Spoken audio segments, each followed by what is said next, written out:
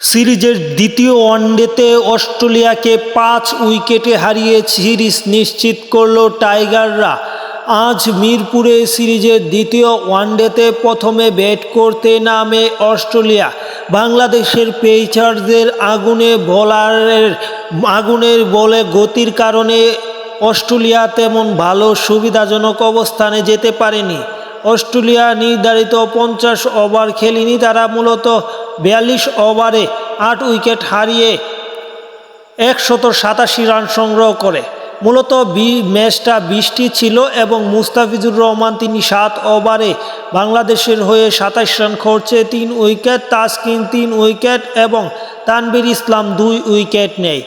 বিপরীতে 195 রান করে বাংলাদেশ 35 ওভারে 5 উইকেট হারিয়ে। বাংলাদেশের হয়ে সর্বোচ্চ সৌম্য সরকার তিনি 47 বলে 42 রান, নাজমুল হোসেন শান্ত তিনি 41 রান এবং তাওহিদ হৃদয়ের অপরিচিত ইনিংসের মাধ্যমে ম্যাচটি জয়লাভ করে টাইগাররা। ম্যাচে প্লেয়ার অব দ্য ম্যাচ হয়েছে মুস্তাফিজুর রহমান।